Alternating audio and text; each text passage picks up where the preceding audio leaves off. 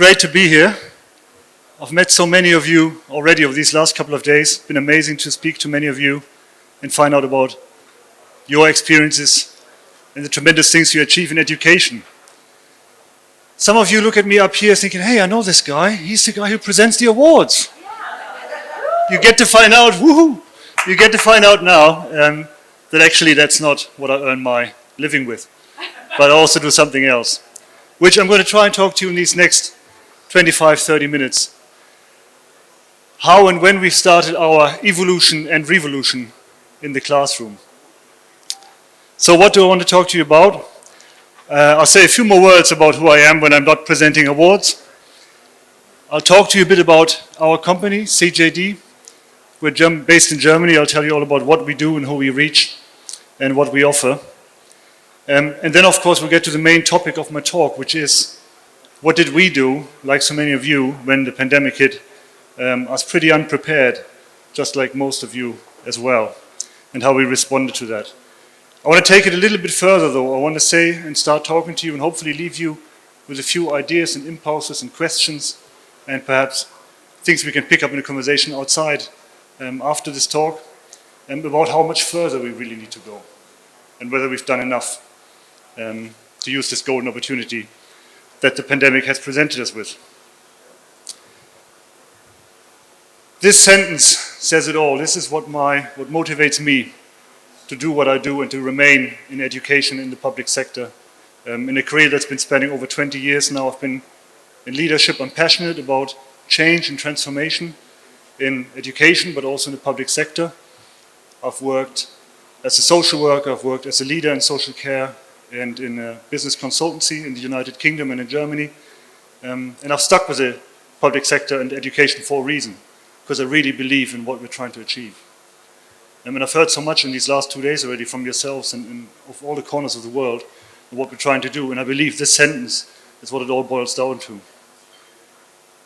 To lead a fulfilling life, it's really important that children and young people, everyone, is able to develop their true potential. And I believe it needs people like us to help young people to do this. So that's why I'm still in the game of education and social care. A few words about the company I work for. So currently I've been a business improvement consultant and change and transformation advisor. And so I used to be on the other side of the table, telling CEOs and senior leaders in education and social care how they can transform the organizations, how they can make change stick. Now that I'm a CEO myself, I see that sometimes this is a little more challenging than we like to think. At CJD, we are one of the largest educational companies and social care companies in all of Germany. We employ a total of almost 11,000 staff across the whole of Germany. I'll show you a map a bit later on to give you an idea of the kind of services that we offer. We are also the largest provider of independent private schools in Germany, with over 50 schools from all the way up in the north to the south in Bavaria.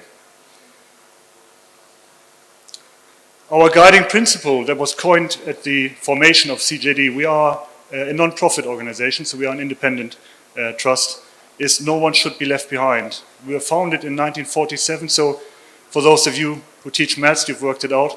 We've got a big jubilee this year at 75 years that we're celebrating. In modern world, so back in the day in 1947, there was a pastor in Germany who just after World War II, pictures that we are reminded of nowadays, unfortunately, as well, went in southern Germany in Stuttgart along the train station and helped young people who basically had lost their parents in the war, and took them in and said, you shouldn't be left behind, you should be able to achieve your chance as well. In today's modern world, in modern Germany, that means for us that every person has the right to lead an inclusive life.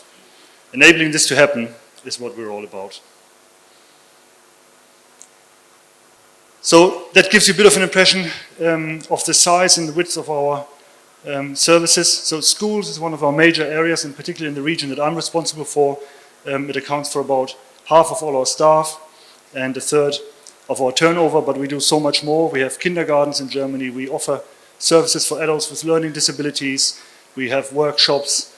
We offer child and youth support services at home in the community, but also residential. So we really cover, we have service users, people working with us from the age of a year and a half all the way up to our oldest member in our music academy, which is 97 years old. I said already about 10,500 employees, 350 locations. We cater for 12,000 students every day, and our annual turnover is just over 660 million euros in 2020. Now, our region, and you'll find out that I'm quite passionate about the region in Germany where we're based, because I believe it's quite a special region. We have 600 employees. We are quite a small region in terms of geographical size, but we have a huge reach in academia. No, this wasn't working, sorry. That's us there in the map of Germany for those of you. I'm sure you've all noticed instantly. Yes, and so as I've said, our mission is to support children and young people develop their true potential. This is one of the reasons why we're so passionate about getting the education thing right in our region.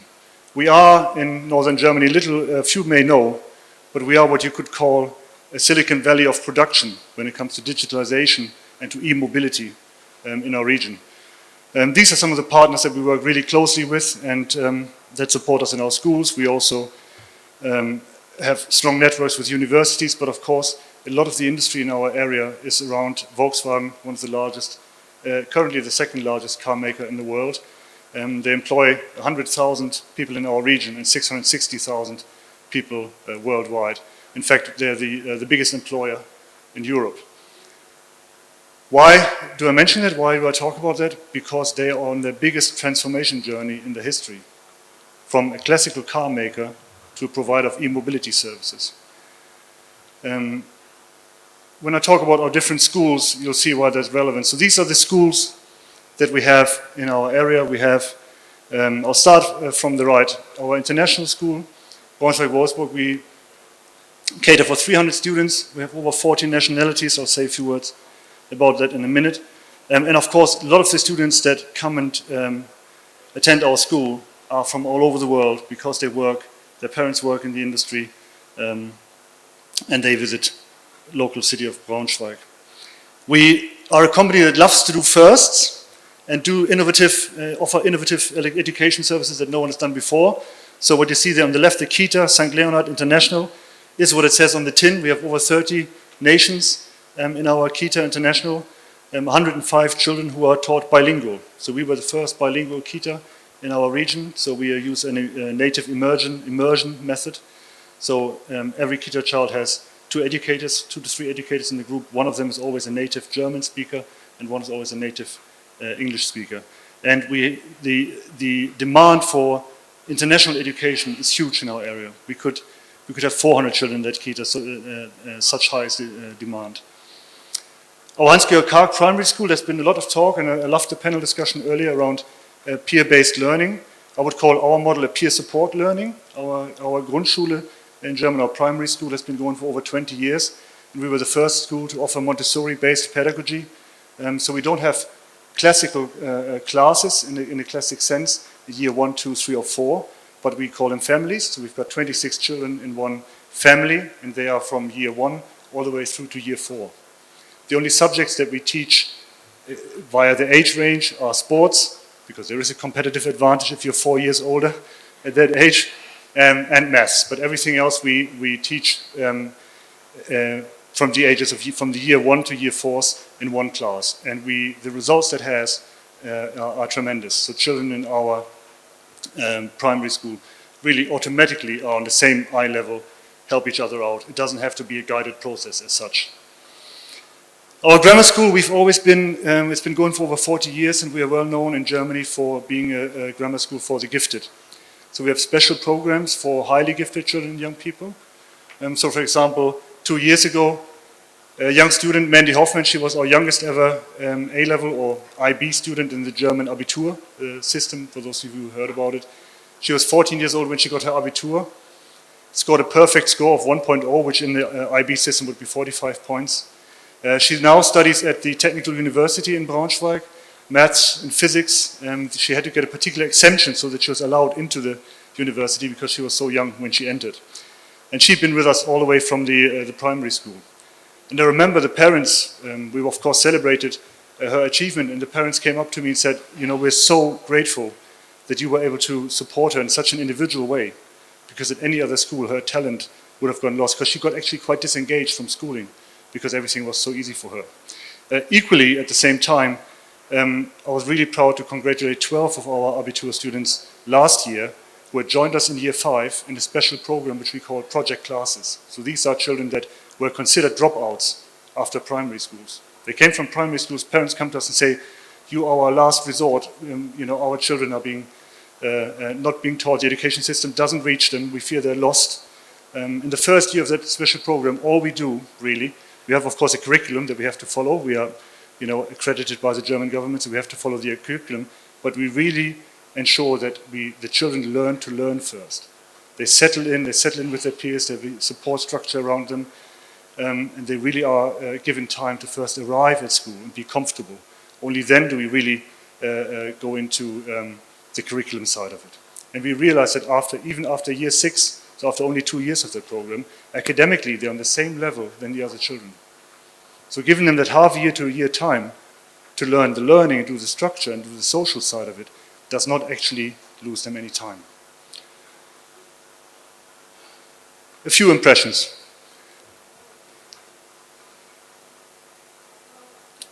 So I want to focus a little bit on the international side, and few would perhaps associate this with the regions in Germany. But we are a very, very international community.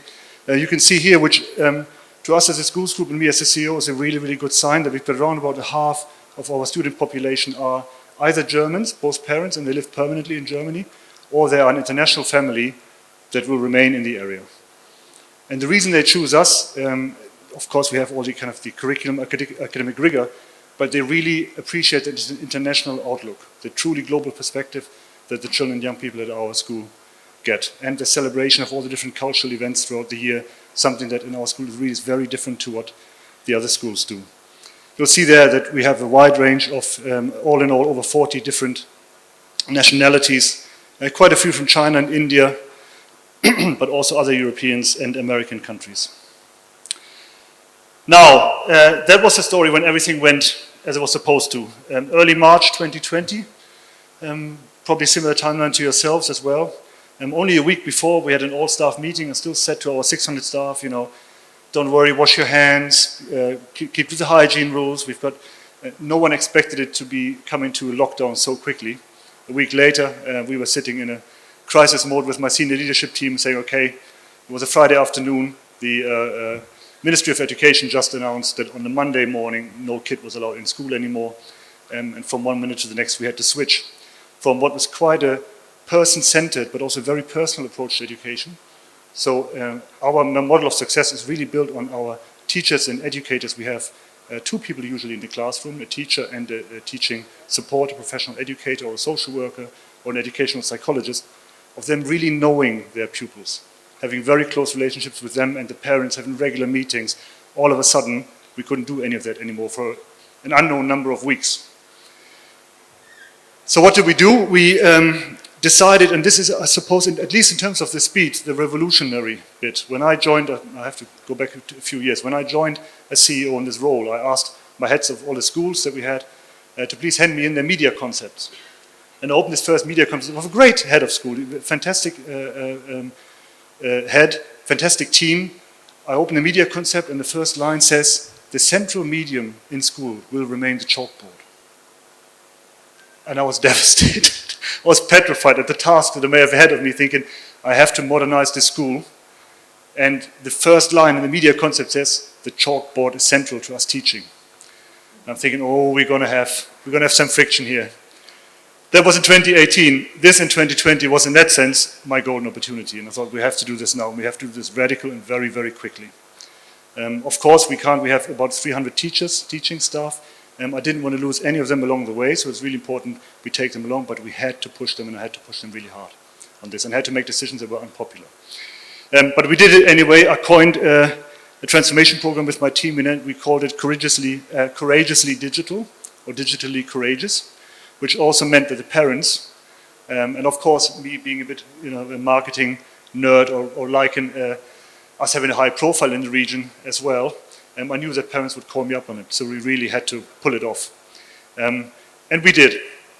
And we very quickly implemented and equipped all our students with iPads. We have locally 1,200 students. We were one of the last schools or buyers anyway who were able to purchase that amount of iPads, because as you might imagine or might remember back, all of that stuff you couldn't all of a sudden get anymore, you know, supply chains broken and so forth.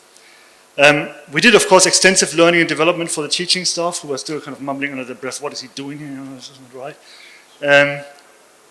What really helped, and this is how I got the teachers on board as well, we could build on what worked already. That is a key learning point for me. We had for years developed a learning approach with our students that helped them even from the primary school and in the reception and primary grades in the international school to introduce self-guided studies, to give free space. We call it Campus Live, a time in the morning where I can arrive and I can do my thing. I've got a study time in the afternoon where I'm guided. I've got someone there all the time to help me, but I have my pace. And we had lots of materials prepared for that as well, but of course they were all paper-based. So we had to digitalize them. This independent learning, of course, had to become the new normal. And I'm not sure if you're here, but I listened to the talk of the Egyptian colleague, or the colleague who was the head in Egypt yesterday, who described the scene at home with one working mum, working from home, having 2 children, one in reception in front of the Zoom, the other one in year 4, jumping up on the table. It was like that with us as well. We got over that reasonably quickly, of course, but it was a hybrid of analog and digital learning. The point, and this is what I'm going to pick up again later when I talk about the thing that I think we still have to master in the future, really is about the collaborative learning.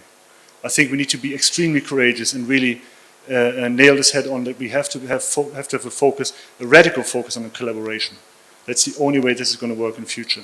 And I think the working world is already there. Oops, sorry. A few learning takeaways as well. I won't read out all of this, but what we had to, so I thought we had like a gigabit internet connection at our schools. I thought, you know, our infrastructure is great, it works. It does not work when from one day to the next 1,200 pupils do what like 100 pupils do at the same time, or being online, or using the Wi-Fi.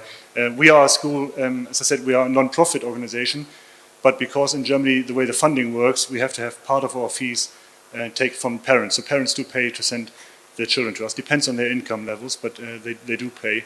So you can imagine when these things break down and the Wi-Fi doesn't work, the internet is down for a day or two, there's lots of pressure on us to deliver, particularly and understandably so from parents who are at home thinking, oh God, I've got a breather, I've got 2 hours where my kid is in front of Zoom and, you know, the teacher will teach them online. When that doesn't work, you are in trouble. And of course the teachers become very insecure in their way of teaching as well. Securely networked campus, so we had to really up our security. Luckily we have good connections, as I said, to Volkswagen. I could get their IT specialists in to help us out, because the kids, I always knew they were very smart, but they're not only the programmers of tomorrow, they're also the part-time hackers of tomorrow. All sorts of stuff was in our networks, it doesn't belong there. And they were, you know, giving each other kudos for that. They were actually quite proud of what they could achieve, how they could get into a network. I got in there so easily. Terrible. So we had to up our game on that as well. Digital equipment, you can't, and this is where I said we needed to be courageous, also because I'm of course also responsible for the finance side. We had to take that into consideration, but we decided very early on that we need to go the whole way. You can't just stop at iPads. iPads are critical, of course, and they allow the traditional classroom to be extended much beyond normal learning times, and we've heard some of that already these last couple of days as well. But one other thing that our teachers had to find out, these iPads do not synchronize with the chalkboard. They just don't. So you had to we replaced 80 classrooms, chalkboards. Some of them were still there, so that was a kind of, you know, a trade-off between me and the teaching staff. They could keep the chalkboard, but we just had it to the side of the room. They can still use it in addition. But we replaced all of that with these large screens, which is really important because they actually allow They are the next step for the collaborative learning, because students can share their content, share their ideas, share what they've just worked on instantly with the whole class in the classroom. The other advantage that it had is that we have pupils who are, or who were themselves at risk, so heavy asthma or other conditions that prevented them from coming into school, and parents were really concerned because kids have been at home at that point for half a year or a year, and they could join the class in a kind of hybrid learning model. I spoke a lot about that already. Perhaps ventilation lights. And I don't know what it's like for yourselves, but one word on that. We had huge pressure from parents to install air purification and filters in the classrooms, which are not the solution from my perspective, because A, they're very, very noisy, unless you go for extremely expensive ones. They've got very high follow-on costs. They provide a false sense of security, because airing out is still the best thing that you could do. So we collaborated with a local startup, former students actually, who had built this traffic light system to show students, and students themselves then got up, so kind of flipped classroom. Students said, "Oh, teacher, we have to air out," and so forth. So that works a treat.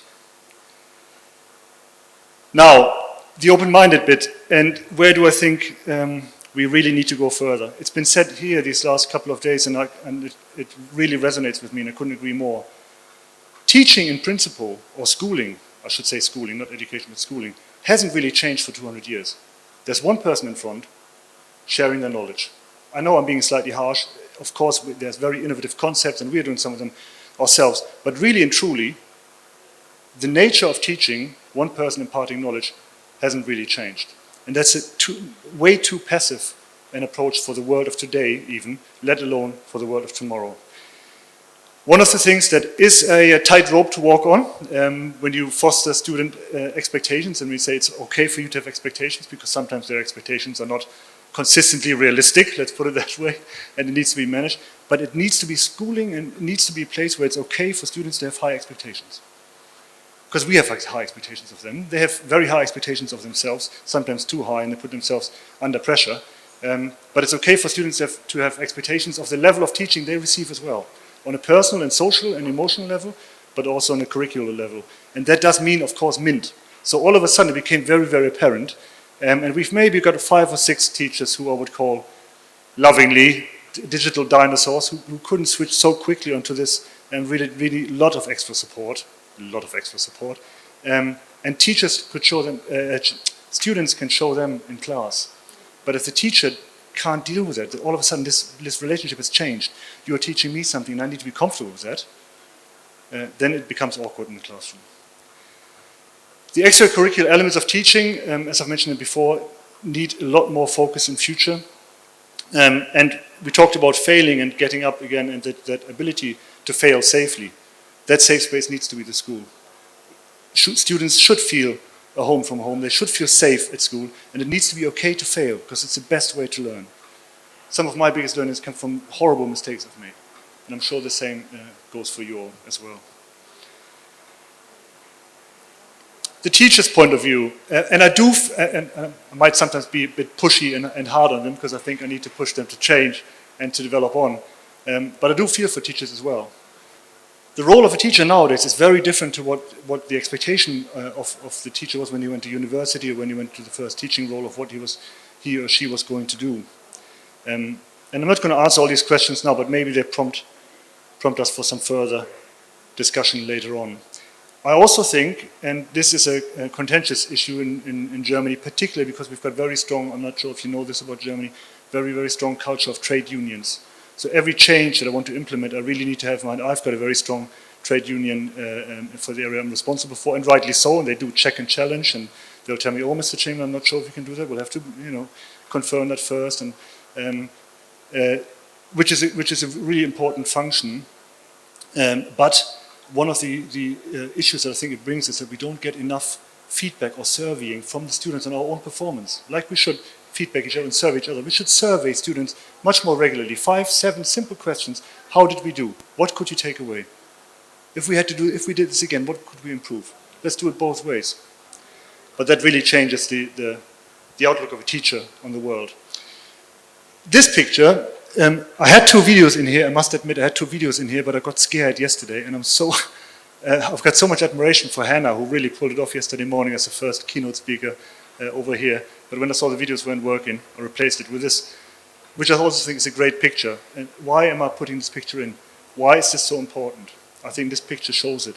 On the left-hand side, you have this traditional VW Bulli T1 from the 1950s, 72 years on. On the right-hand side, you've got the ID bus. It's still a study. It's going to come out in October. And I'm not sure if that's anywhere else, if that's just the kind of the car-crazy Germans, but in Germany, this is a subject of desire for anyone who loves cars. And they've become hugely expensive. And why? Because people connect emotions with it. Back from the days when they were children or young people, it's kind of associated with this free feeling of hippies and so forth. And what VW are doing is they're capturing that feeling, that emotion, and they transfer it into a modern car that's completely, fully digital, that will in future generations be able to have to drive automated, fully automated. Why am I saying this? Our students need to be able to work, that environment, this company already works in this way. They're working fully collaboratively. Our students come from the chalkboard. Now, I'm overpainting the picture, but there's a huge gap between the learning world and the actual world they're going to get into. And if we don't help them bridge that gap and transfer smoothly, how can we expect them to succeed and have positive first impressions and experiences of themselves at work? So it's really important we help them into that. Cool, super. I'll rush a little bit. I'm almost done. So, what do we focus on? As I say, curious minds, fostering a culture of it's okay to fail, fostering a culture of thinking outside the box. Independent cross-curricular learning. We are fostering lots of extracurricular activities where students from all the different schools have opportunity to work with one another from different countries and thereby bring in truly global perspectives. Does that go far enough? I don't think so. I think we should enable every young learner to develop their true potential and reach for their stars. I think a really good teacher will say, well done, student, go reach for the stars. The sky is the limit. I think a great teacher will say, well done, reach for the stars. There is no limit to what you can achieve. We have to do so with courage and integrity to get to a modern, inclusive society. And we do need to be role models of that. That also means that we also have to handle our own failure. This one anecdote. I was invited to be the keynote speaker at our IB ceremony last year. And I thought long and hard about whether I'm going to do this or not. And I tore up my speech that I prepared the night before. And I was flying by the seat of my pants because I literally just got the speech done on the day. And why?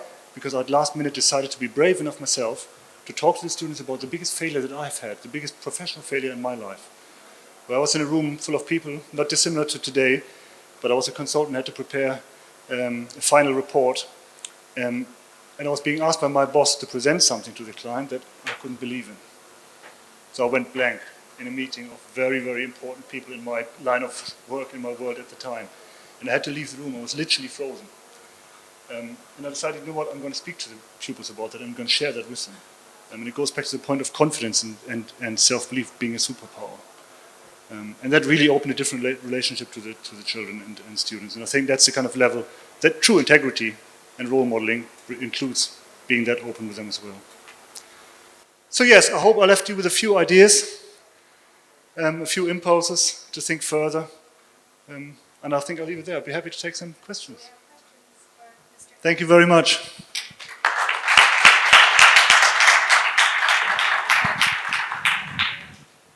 Thank you very much, Mr. Kirk Chamberlain. My question quickly, I know you showed the slide with all the different types of schools, right? Mm-hmm.